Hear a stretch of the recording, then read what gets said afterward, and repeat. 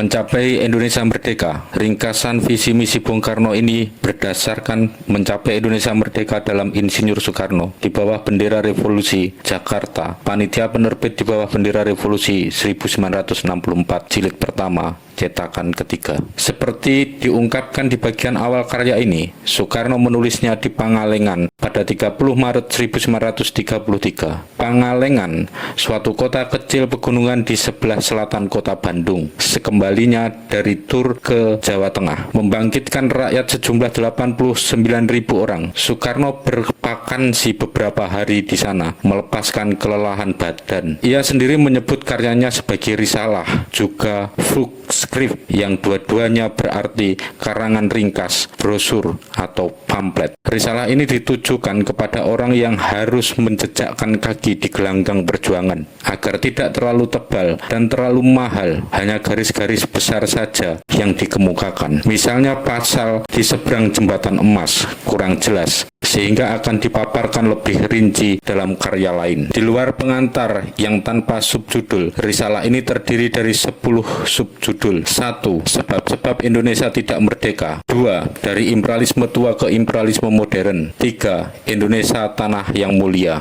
4. Di timur matahari mulai bercahaya, bangun dan berdiri kawan semua. 5. Gunanya ada partai. 6. Indonesia merdeka satu jembatan. 7. Sana mau ke sana, sini mau ke sini. 8. Mark-forming, radikalisme, masa aksi. 9. Di seberangnya jembatan emas. 10. Mencapai Indonesia merdeka. Hanya rakyat yang mau merdeka bisa merdeka. Tilak. Selatan dari Bandung adalah satu tempat pegunungan yang bernama Pangalengan. Di tempat itu sekembalinya saya punya tur tempo hari ke Jawa Tengah yang membangkitkan rakyat sejumlah 89.000 orang. Bervakansi beberapa hari melepaskan kelelahan badan. Di dalam vakansi itu saya menulis ini risalah, ini Flugschrift. Isinya buat kaum ahli politik tidak baru, tapi buat orang yang baru menjejakkan kaki di gelanggangnya perjuangan, ada faedahnya juga. Untuk menjaga jangan sampai risalah ini menjadi terlalu tebal, juga jangan sampai terlalu mahal harganya, maka hanya garis-garis besar saja yang bisa saya guratkan. Misalnya pasal di seberang jembatan emas kurang jelas, tetapi insya Allah akan saya bicarakan nanti spesial di dalam risalah lain yang juga akan bernama di seberang jembatan emas. Moga-moga risalah ini banyak dibaca oleh Marhen Soekarno, Maret 1933. 1. Sebab-sebab Indonesia tidak merdeka. Profesor Fett pernah berkata bahwa sebenarnya Indonesia tidak pernah merdeka dari zaman purbakala sampai sekarang, dari zaman ribuan tahun sampai sekarang, dari zaman Hindu sampai sekarang. Maka menurut profesor itu, Indonesia senantiasa menjadi negeri jajahan. Mula-mula dijajah Hindu, kemudian dijajah Belanda dengan persetujuan yang sepenuh-penuhnya. Maka di dalam satu bukunya ia mencantumkan syairnya seorang penyair yang berarti, di pantainya tanah Jawa rakyat berdesak-desakan, datang selalu tuan-tuan setiap masa. Mereka beruntun-runtun sebagai runtunan awan, tapi anak pribumi sendiri tak pernah kuasa. Pendapat kita tentang pendirian ini, pendapat kita ialah bahwa profesor yang pandai itu, yang memang menjadi salah satu datuknya penyelidikan riwayat kita, ini kali salah raba. Ia lupa bahwa adalah perbedaan yang dalam sekali antara hakikatnya zaman Hindu dan hakikatnya zaman sekarang. Ia lupa bahwa zaman Hindu itu tidak terutama sekali berarti suatu pengungkapan oleh kekuasaan Hindu, yakni tidak terutama sekali berarti suatu surpati dari pihak Hindu di atas puncaknya pihak Indonesia. Ia lupa bahwa di dalam zaman Hindu itu Indonesia sebenarnya adalah merdeka terhadap pada Hindustan. Sebab di dalam zaman sekarang Indonesia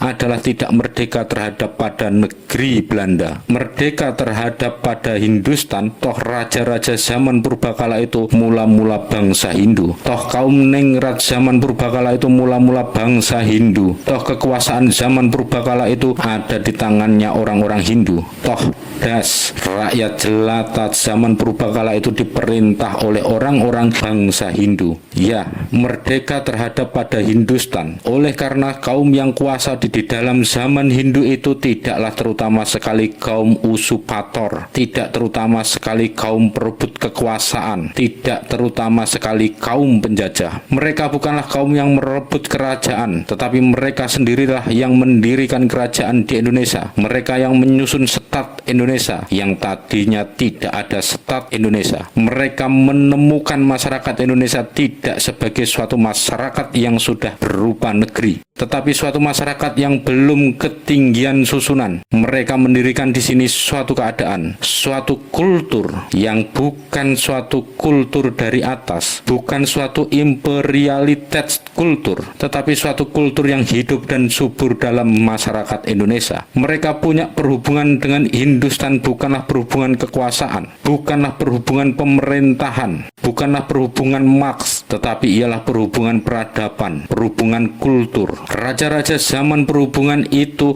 hanya di dalam permulaannya saja. Orang-orang bangsa Hindu, raja-raja itu kemudian adalah orang-orang Hindu Indonesia, dan kemudian lagi orang-orang Indonesia Hindu yang adat istiadatnya, cara hidupnya, agamanya, kulturnya, kebangsaannya, darahnya, rasnya berganda-ganda kali lebih Indonesia daripada Hindu. Ia akhirnya sama sekali Indonesia dan hanya berbau saja Hindu. Pendek kata, di dalam zaman purbakala itu negeri Indonesia bukanlah koloni dari negeri Hindu, bukan kepunyaan negeri Hindu, bukan jajahan negeri Hindu. Negeri Indonesia di zaman itu adalah merdeka terhadap pada negeri Hindu adanya. Negeri Indonesia ketika itu merdeka, tetapi penduduk Indonesia, rakyat jelata Indonesia, marhen Indonesia, adakah ia juga merdeka? Marhen Indonesia tidak pernah merdeka. Marhen Indonesia sebagai rakyat marhen di seluruh Indonesia sampai kini belum pernah merdeka. Marhen Indonesia itu di zaman Hindu, tatkala negeri Indonesia bernama merdeka dari Hindustan, adalah diperintah oleh raja-rajanya secara feodal. Mereka hanyalah menjadi perkakas saja dari raja-raja itu dengan segala keningratannya. Mereka tidak mempunyai hak menentukan nasib putih hitam nasibnya. Mereka senantiasa ditindas oleh kaum atasan daripada masyarakat Indonesia itu, sebagaimana kaum marhen di mana-mana negeri di muka bumi di zaman feodalisme juga merasakan nasib tertindas dan terkungkung. Mereka haruslah hidup dengan selamanya ingat bahwa miliknya dan nyawanya nek awan duweke sang noto, nek bengi duweke dursila, yakni dengan selamanya ingat akan nasibnya perkakas yang banyak kewajibannya tetapi tidak ada hak-haknya sama sekali. Oh marhen Indonesia yang dulu celaka dalam zaman feodalisme kerajaan dan keningratan bangsa sendiri, yang kini celaka dalam zaman modern kapitalisme dan imperialisme, berjuanglah habis-habisan mendatangkan nasib yang sejati-jatinya merdeka. Tetapi marilah kembali pada pokok pembicaraan. Negeri Indonesia berlainan dengan pendapat Profesor Fetz, dulu adalah negeri yang merdeka. Negeri Indonesia itu kemudian hilang kemerdekaannya, kemudian menjadi koloni, kemudian menjadi besiting, kemudian menjadi negeri jajahan. Dan bukan negeri Indonesia saja, seluruh dunia Asia kini, kecuali 1-2 bagian saja adalah tidak merdeka. Mesir tidak merdeka, Hindustan tidak merdeka, Indochina tidak merdeka, Filipina tidak merdeka, Korea tidak merdeka, ya Tiongkok tidak merdeka. Sebab-sebabnya, sumber sebab-sebabnya haruslah kita cari dalam susunan Indonesia beberapa abad yang lalu, 300-400 tahun yang lalu, di dalam abad ke-16, ke-17, maka di dunia barat adalah selesai suatu perubahan susunan masyarakat. Feodalisme Eropa mulai surut sedikit per sedikit, timbullah suatu kegiatan pertukangan dan perdagangan, timbullah suatu kelas pertukangan dan perdagangan yang giat sekali berniaga ke seluruh benua Eropa Barat. Dan tatkala kelas ini menjadi sekuat-kuatnya, tatkala mereka punya kedudukan menjadi kedudukan cakrawartian, tatkala seluruh masyarakat Eropa Barat bersifat mereka punya kapitalisme, maka benua Eropa segeralah menjadi terlalu sempit bagi perniagaannya. Terlalu sempit benua Eropa itu bagi usahanya berjengkelitan membesar-besarkan tubuh dan anggotanya. Terlalu sempit sebagai padang permainannya.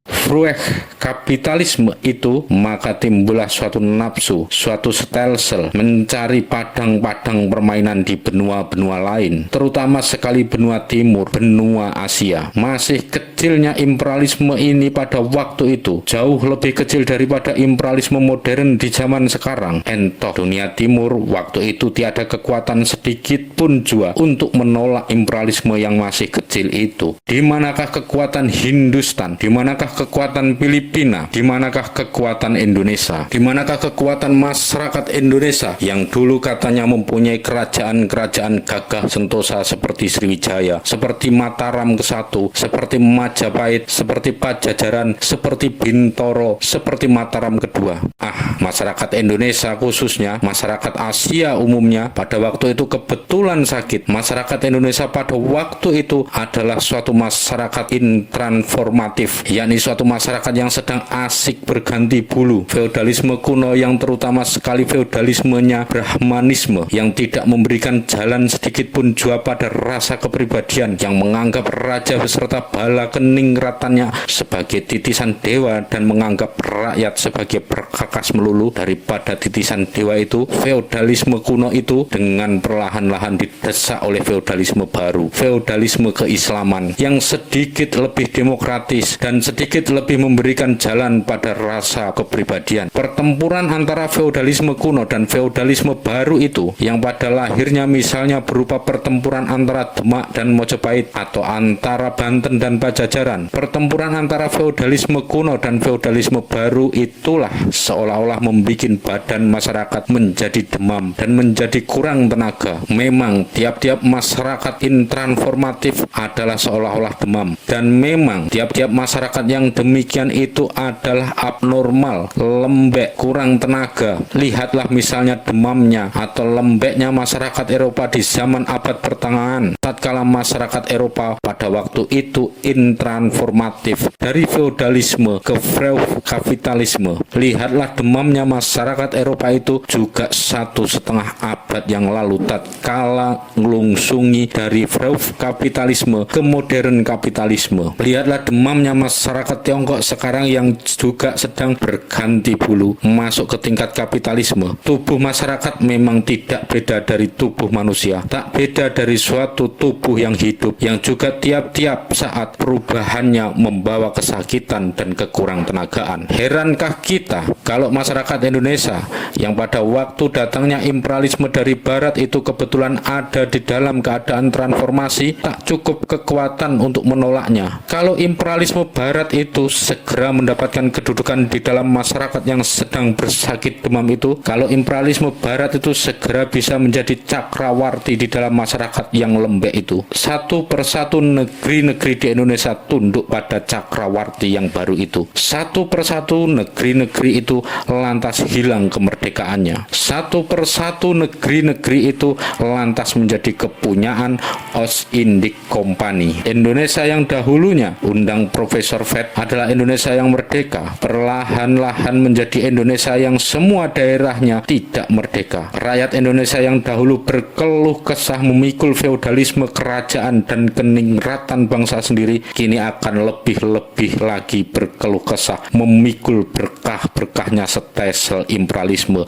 dari dunia barat. Rakyat Marhen sebagai disairkan oleh sahabatnya Prophet boleh terus menyanyi, tapi anak pribumi sendiri tak pernah kuasa. Inilah asal muasalnya kesialan nasib negeri Indonesia. Inilah pokok sebabnya permulaan negeri Indonesia menjadi negeri yang tidak merdeka. Suatu masyarakat sakit yang kedatangan utusan-utusan yang membawa keuletannya masyarakat yang gagah perkasa, alat-alatnya masyarakat yang gagah perkasa, ilmu kepandaiannya masyarakat yang gagah perkasa. Masyarakat yang sakit itu tidaklah lagi mendapatkan kesempatan menjadi sembuh. Masyarakat yang sakit itu malahan makin makin lama makin menjadi sakit, makin habis semua kutu-kutunya, makin habis semua tenaga dan energinya. Tetapi imperialisme yang menghinggapinya itu sebaliknya, makin lama makin bersulur dan berakar, melancar-lancarkan tangannya ke kanan dan ke kiri, dan ke belakang dan ke depan, melebar, mendalam, meliputi dan menyerapi tiap-tiap bagian daripada masyarakat yang sakit itu. Imperialisme yang tatkala baru datang adalah imperialisme yang masih sangat kecil, makin lama makin menjadi hebat dan besar, menjadi raksasa mahasakti yang seakan-akan tidak terhingga kekuatan dan energinya. Imperialisme raksasa itulah yang kini menggetarkan bumi Indonesia dengan jejaknya yang seberat gempa, menggetarkan udara Indonesia dengan guruh suaranya yang sebagai guntur, mengaut-ngaut di padang kerezekian negeri Indonesia dan rakyat Indonesia. Imperialisme raksasa inilah yang harus kita lawan dengan keberanian kesatria yang melindungi haknya.